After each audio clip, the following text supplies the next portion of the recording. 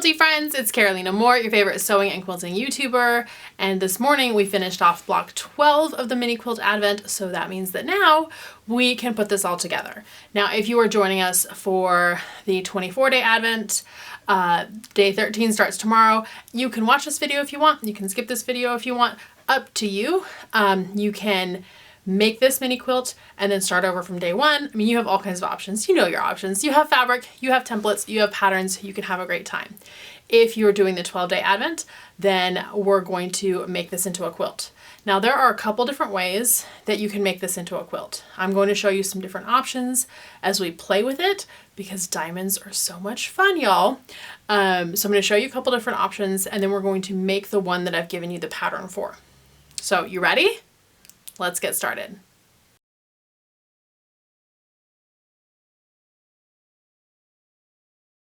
Okay, so what I've done for this first option is that I've actually taken these two fabrics and I've cut them up with what was left of these fabrics.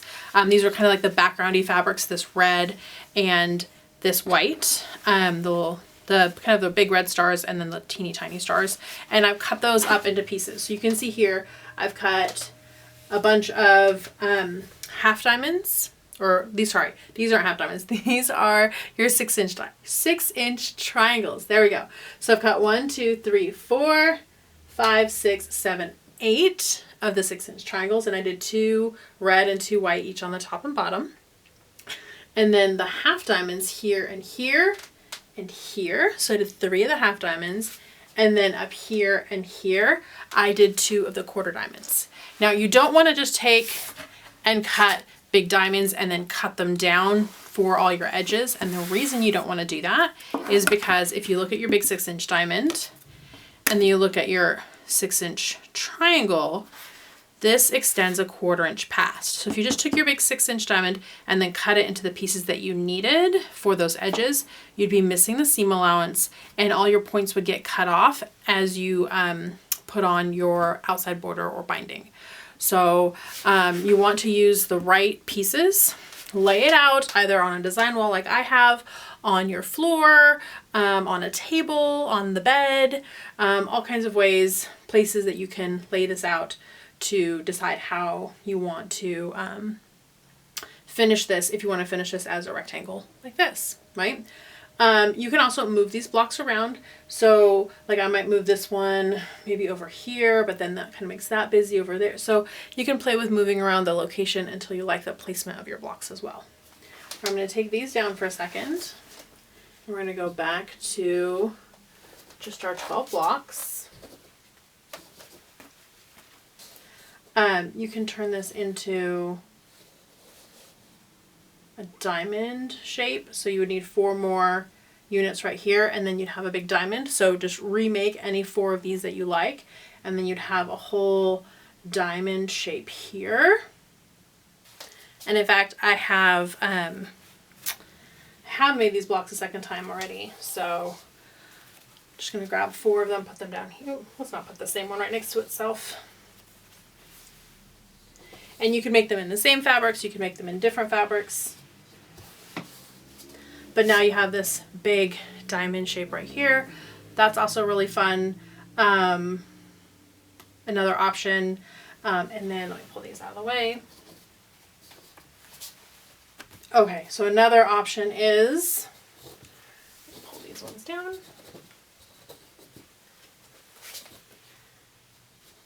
Is to create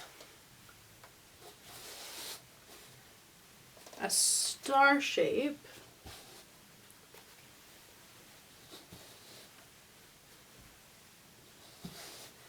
And so that's a 6-pointed star. And then we go in and we add the other 6 around the edge. So this will make us a big hexagon.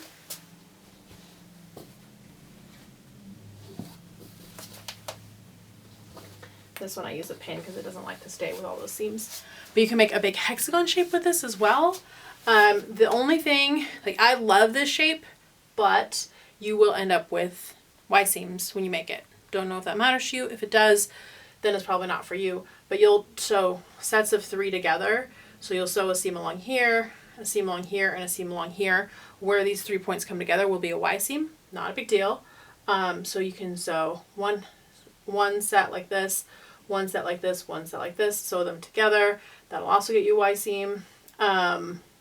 And then sew your 3 extra pieces in there. It'll be all Y seams. It's a lot of Y seams. But maybe that makes you happy. You don't mind. And then you've got this fun like hexagon shaped table mat quilt. So these are all options. None of these are the options that we're going to do. We're going to do an option with sashing, which is why we kept that, that one fat quarter to the side. So let's pull these all down. Okay, so this gives us our like parallelogram shape, which we've done before with these diamonds, but now we're making the whole project a parallelogram. So instead of it being a square or rectangle, we've just shifted these to be at our angle. And so this is the shape we're going to do. We're going to do that with sashing. We're going to do it by adding sashing strips between the diamonds here, and then long sashing strips down the rows, and then we can add a border, whatever we want, around the edges. So we're going to clean off this area a little bit, grab our fat quarter that we set aside, and we're going to cut that into strips to be able to make our sashing pieces. I pulled out a bigger cutting mat for this.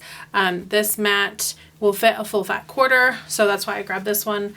And I'm going to take my fabric, and because I'm using the mat this direction, I could turn the mat 90 degrees, but you might not have a mat this big. So I'm going to show you how easy it is to take a mat, fold your fabric, line it up. The fold is getting lined up with a line on your mat.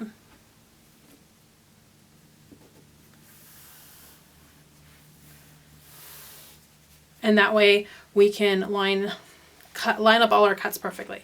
Now I want to cut this squared off, so I'm going to bring this edge as close to that 1 inch line right there as I can.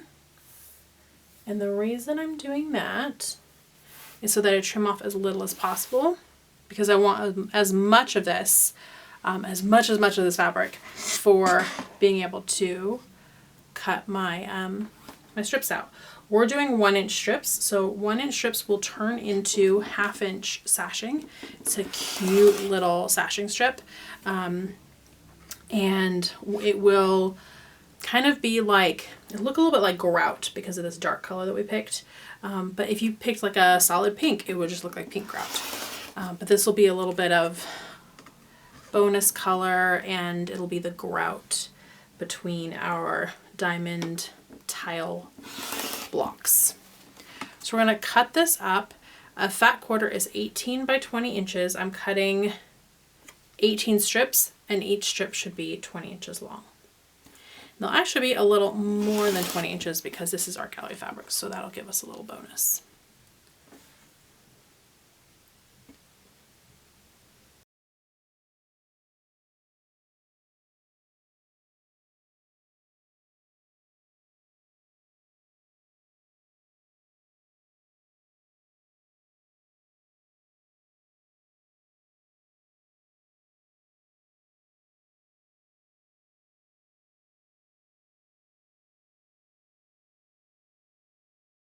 I've cut all of our strips, and now we're going to start sewing these on to our diamonds. So you might want to take a picture of this the way it is to say, okay, this is the order they're going to be.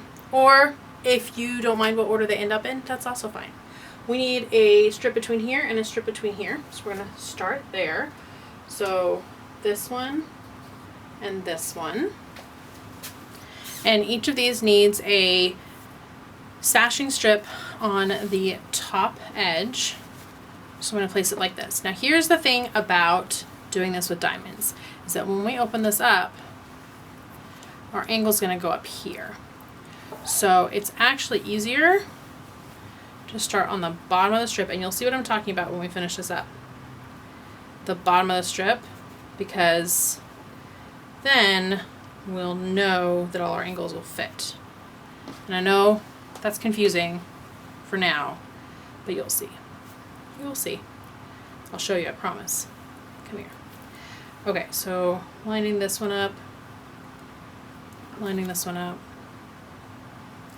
Don't really have to line these up, I suppose, because I'll just move it. I'm going to grab a third one already. Oop, this one was upside down. Let me make sure it's right side up, so I know which side is getting the strip.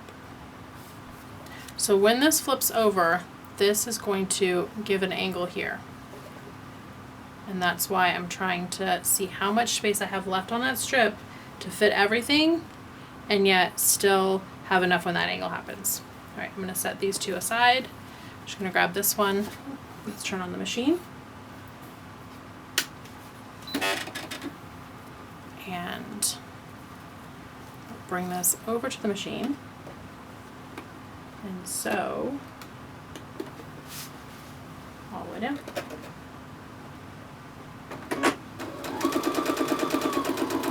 So I prefer to sew with the strip on the bottom and the block on the top. And that's intentional because then I can control the seams on the block, because the strip on the bottom doesn't have any seams. The block on the top has usually a lot of seams, sometimes just a few. But that way I can put my fingers on those seams and keep them nice and flat so that they don't go flippy on me.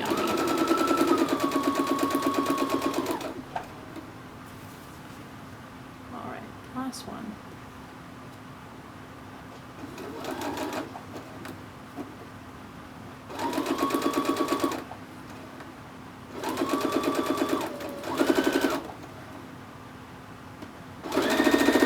And then we're gonna go ahead and switch out our cutting mat here for the smaller cutting mat and the ironing pad, because we're gonna need to iron these. I have my cutting mat, my smaller cutting mat, and my ironing little felt pad here. I definitely didn't want to put this felt pad on top of my good cutting mat because that would ruin it, and this shouldn't be ruined because it's out of the way.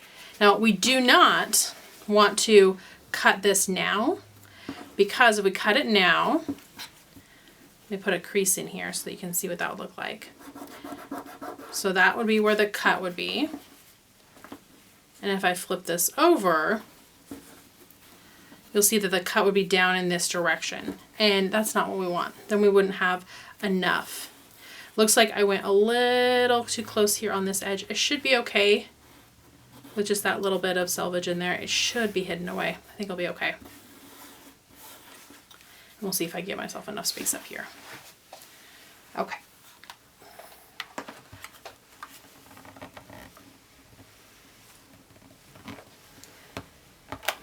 So I'm going to press these to the side. I know we've been pressing open the whole time, and you can continue to press open. I like pressing sashing towards the sashing because the blocks always have a bunch of seams in them, and it's definitely reducing the bulk to press all that seam allowance into the sashing.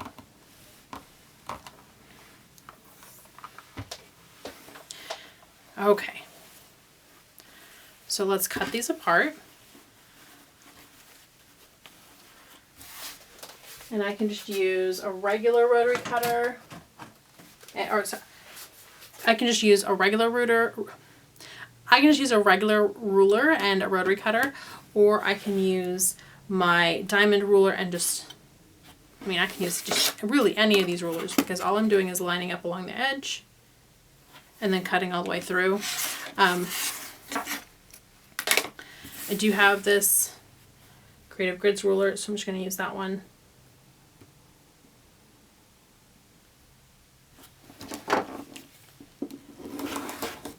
And cut off that edge. So it looks like I had a little extra more than I needed. I don't need to be quite as careful when I line up my other ones, but that's okay. I'd rather be more careful than not careful enough.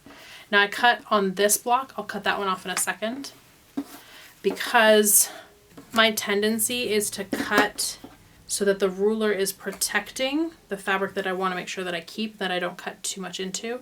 And so I want to flip these over like this and cut here. All right, I'm looking at I just barely got the edge of that.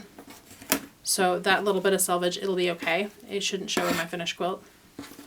And worst case scenario, and I know award-winning quilters who have done this, so don't judge me for what I'm about to tell you, but worst case scenario, if a little bit of that selvage peeks in, because this is a black background fabric, you can just go in with a black fabric marker and fill it in and no one will know. And yes, I know an award-winning quilter who, when her seams don't line up right, she has used a black felt tip marker and gone in and fixed it. So you absolutely can do that. She told me so. I'm not going to out her name because that's not nice, but she told me that she did it. So it verified. Okay, I remember this one right here. You can already see a little bit of how that's starting to look. I don't remember which order these ones were in. I'm just going to put them in this order. That's fine. So I'm going to keep going on, adding a sashing piece like this to these pieces and these pieces. All right, so I've added a sashing strip on the top edge of the bottom 2 diamonds on each one of our rows here. Or I guess, well, yes. Okay, so now I need to take and turn these into rows by just stitching them together. And we've stitched diamonds together in rows like this already. We did it smaller, now we're doing it bigger. So we know exactly what we're doing here. We're gonna stitch these into our rows before we add sashing between those rows. So let's go ahead and get started with the first one. Also, while I was doing this, I made sure that all my blocks were right side up, and there were a couple that weren't, including one that I'd already stitched the sashing on, so I got to rip that off, put it back on the correct side, and all was right with the world. Okay, I'm doing our same trick that we were using before, which is using the edge of a ruler to make sure that I'm catching this at the 1/4 inch and the 1/4 inch on both sides, and it looks pretty good. And now, if you're comfortable chain piecing, you can do the top 2 on the whole thing and then add the bottom 1 on each row. I'm just going to do the top 2 on this row and add the 3rd one so that you can see it. And then I'll come back when I have them all together. You don't need to hang out with me while I'm sewing them all together unless you really want to, in which case I have lots of other videos on this YouTube channel. Go watch one of those.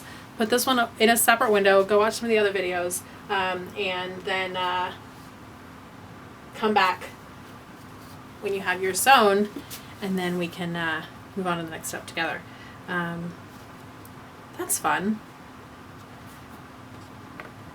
In fact, maybe I'll even link a video or 2 up here for you to check out during some of those pauses so that you can go watch some other stuff while we're waiting.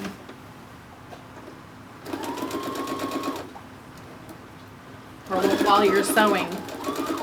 We're not waiting. We're skipping over. Okay, let me keep going to the end.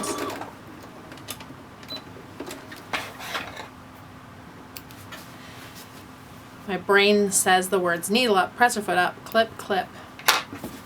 And so this is this row, and we're going to press to the side. So we bring this over here.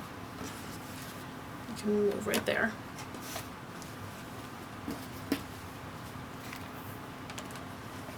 And we're going to press this one to the side. So we're pressing both of these into our sashing strip.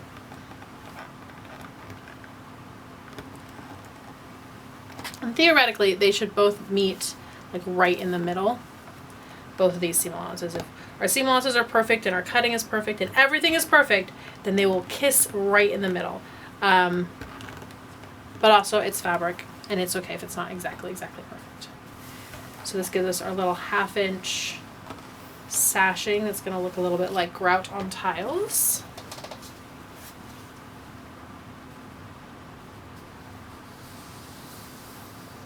There we go. Oh, looks so clean, all sewn together. Okay, I'm going to get all these rows sewn together, and once I have all these rows sewn together, then I'm going to come back and we're going to talk about how we're going to go about putting the sashing between the rows. Okay, so I have my 4 rows put together, and I'm double checking that I have things in the right direction, that I'm not mixing things up again, And now we're going to do our sashing strips down the middle. So these nice long pieces are magically long enough that we don't have to sub-piece these strips, which is fantastic. So we can go ahead and put our 3 strips here, and then we can also add our strip at the top and our strip at the bottom to be able to just go ahead and do all of them. Then, I'll just go ahead and tell you what we're going to do after that, and then it's up to you. We're going to take 2 strips, sew them together to be able to do our sides, and that will be the completed mini quilt. So you can, after that, if you want, add a scrappy border. You have all those extra scraps from your fat quarters, so you can sew those together however you like. I have a whole video on scrap tape. I'll link that down below, and I'll also put that scrap tape video up here, so you can go to that scrap tape video. You can use your scraps to make scrap tape for a fun scrappy border around this if you want a border. If any of these fabrics really tickled your fancy, you can get some more of that fabric and add that as a border. Personally, I love this big print that we used. That I think would make a really fun border. You could fussy cut strips of the angels. That would make a fun border. This script would also make a, I mean, there's so many great prints here to be able to use as borders. So there's all kinds of options if you want to do another border beyond that. But we're just doing this inside because this is enough for you to be able to quilt it and bind it and have a finished quilt. And it's just a mini quilt. This you can then use as a table runner or table topper, which is great. You can, I mean, that's how I use them, is as little table runners or table toppers. You could hang it on a wall, but you're going to have to look at some inventive ways of hanging it on a wall because of the shape, or you went and did one of the other versions that we talked about at the beginning that were more square or rectangular. Okay, so let's go ahead and sew these on. I'm going to sew one on, show you how it's done, and then I'll sew all of them on, and I'm going to go ahead and sew them together. Sew all the strips together as well while I'm doing that because it's pretty quick and easy. And then I'll come back when we're going to put on those long side strips.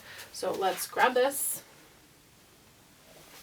And same trick as before, where when we're doing this, we want to make sure that we leave ourselves an angle up there. Hold on. No. Yes. Flip this over. We need the angle up here. So we don't need the angle down there. So we can bring this pretty close to selvage, and that way give ourselves enough room down here to have that angle. Okay.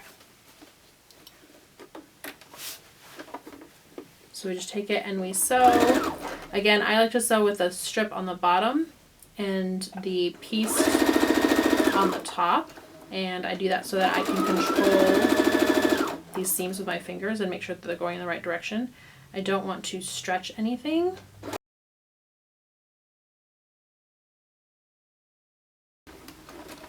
Okay, so this can be pressed. I'm going to go ahead and add the top strip to every single one of my rows here. Just going to add that top strip onto all the rows, and then I'm going to come back and talk about how we make sure our rows come together so that our strips in this direction are all magically lined up as well. So we'll do that next. Okay, I have my strips all attached, and I went ahead and did the 2 outside strips while I was at it, and now I need to put my rows together, which is just 3 seams and then 2 more seams on the outside. So it's 5 seams plus 2 tiny ones to make my outside strips together. We're really close to getting this done.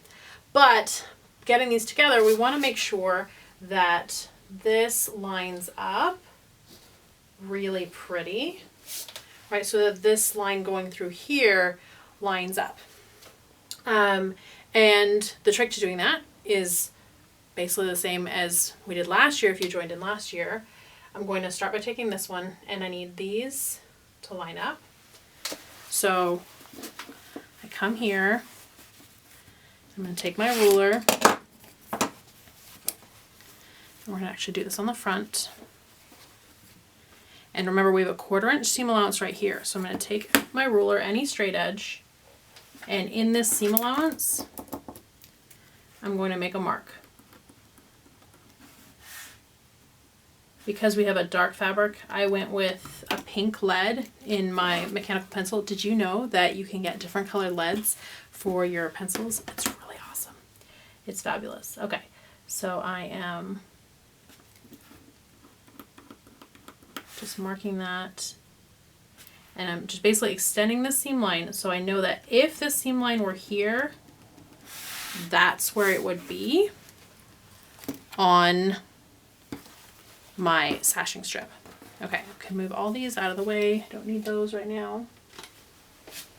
Now I'm going to grab this other sashing strip, which is the next one, and bring it together with this one. Okay, first step is getting our two ends. So the two ends are the same way that we've been doing these corners the whole time, which is making sure that this little V is at the 1/4 inch seam allowance. So using any of my rulers, that one's good. And I am going to pin this.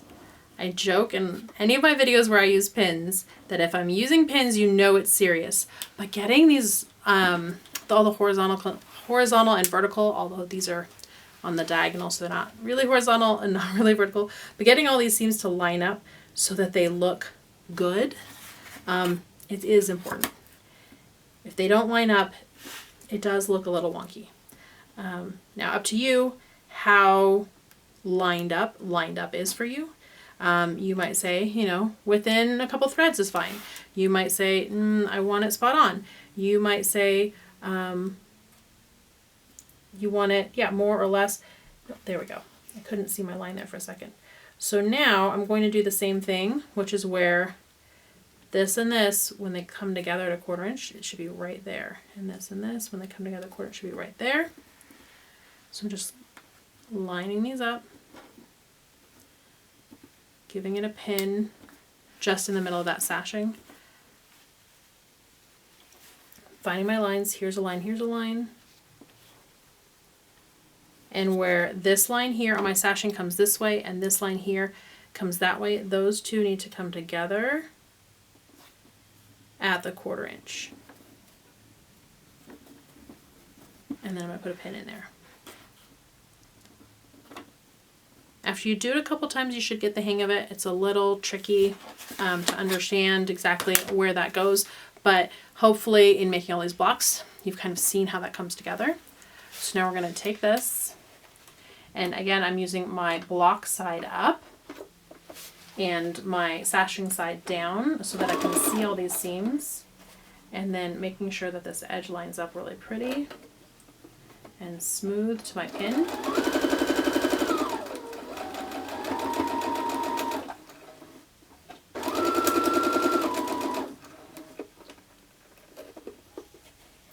So traditionally with sashing, we look at cutting it to the width of the quilt. That gets really complicated when you have diamonds. So I did it this way, but we do want to try not to stretch any of our blocks or any of our fabric because we do have bias edges. I'm a big fan of starch, so I starch my fabrics really well to start, and that will help with a lot of the bias edges, a lot of the bias stretch, and keep that from happening. But you want to be careful when sewing everything together so things don't stretch all over the place. All right. Here we go.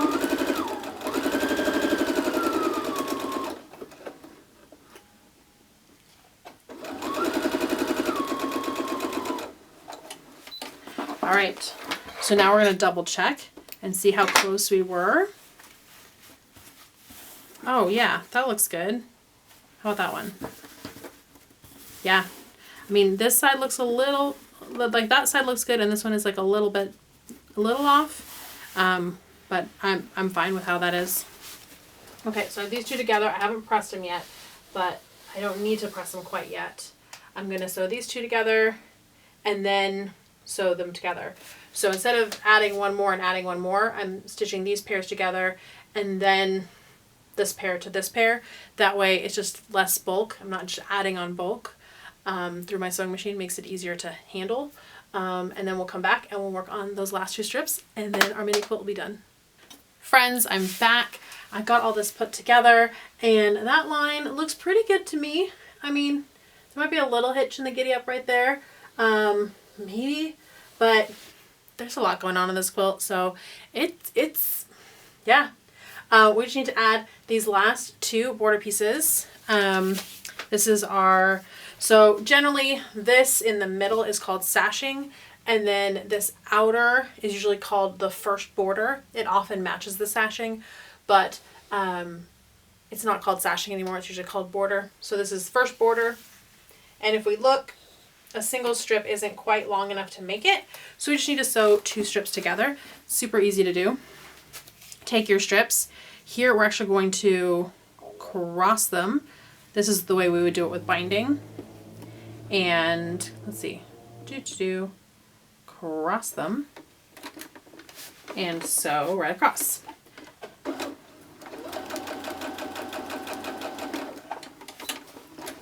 It's a 1-inch strip, doesn't take long. And then we're going to trim this down to 1/4 inch. Now you could do it just straight. I find that because there's so many angles in this quilt already, having it at an angle kind of hides this a little better, more than like a straight seam. And with a pattern this busy, we are not worried about pattern matching at all. Even if the pattern wasn't that busy, I wouldn't worry about pattern matching. I think it's fine. Okay, so I have one right here. That is now plenty long enough. Through the magic of video making, I have another one already done. So let's just go ahead and get these stitched on. Alrighty, and I just want to make sure that it's long enough that I start, well, I know it's long enough, but that I don't start with such a long tail at the front that I end up shorting myself at the back. Now, you may want to pin this, like lay it all flat on the ground and then pin it so that you don't get any stretch, or it mitigates any stretch. Because if you're doing it this way unpinned, you can see that there's weight. The weight pulls down on the quilt, and that can cause us to stretch out. I'm going to go for it and just sew it, and I will be really conscious of my stretch. Also, I did starch this fabric really well, so I'm not too worried about it, but I definitely want to make sure that there's no stretching or pulling going on this fabric right here, because there are all kinds of bias edges that are going to cause stretch if I'm not careful. There we go.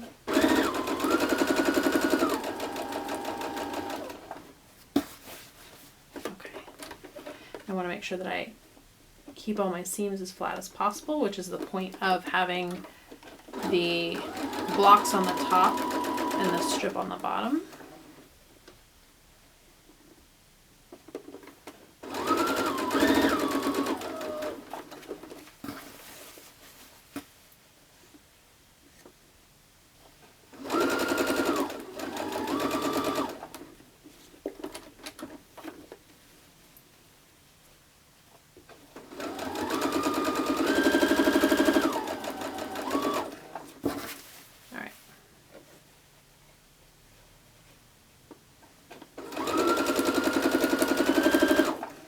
And then after this, we just have the other side to stitch on. Actually, well, yeah, we'll stitch the other side on and then we'll press. And that's going to be it. You can always add more borders, and you would add them in the same way as we did these outer strips if you want more borders on your quilt. We'll see if I end up doing that. I don't know yet. There wasn't fabric in the bundle, so I'd have to go to other fabric to decide if I wanted to do that, and I don't know. And I don't know what fabric I would use. So, okay, we have one on here, and I'm just going to go ahead and add the other one, and then I'll be right back. Okay, the other side is on, and I'm going to do the same thing that we did with the sashing. Again, this is technically first border, but we're really treating it the same way as the sashing, and it is the same color as the sashing. So, and first border usually is. I don't know why that convention is that we call it first border. Maybe because not every quilt has sashing, and so that first round around the blocks is the first border on those quilts. So it'd be confusing for, yeah, I don't know. It's kind of confusing either way. All right. Before we finish this up, I wanted to say thank you for those of you who've joined me on this 12-day journey to make this mini quilt. I am so excited to see your quilts. So please, please, please email me, find me on social media. I'm Carolina Moore, like everywhere. Send me a picture of your finished quilt. It's my favorite part of the holidays is seeing y'all's finished Mini Quilt Advent quilts. And so yes, and even if like it's March when you're watching this video and getting it finished, I still want to see it. Even if it's 3 years later, I still want to see it. I promise, I really do. All right, we're going to trim this up. I'm going to trim it up just with the edge here. There we go. Rotor cutter. I still want to see your quilts. Yes, I love, love, love seeing what y'all have made. For those of you who are following along, you will not be finding the videos right here on YouTube. You will be using that QR code on the back of your patterns for days 13 through 24. The videos are here on YouTube, but they're hidden, so you need that QR code to get to them. If you have any problems with that, just email me. I'm around. I'll make sure to be checking in on those emails and getting y'all answers if you have any questions or problems. So if there's anything, questions, problems, anything, just reach out and we'll get that sorted for you. All right, so let me finish this up. All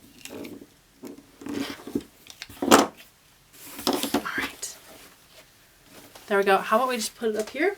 You can see it.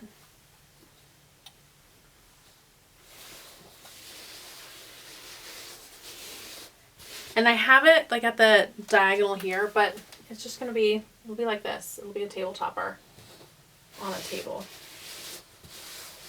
Just laying there all finished.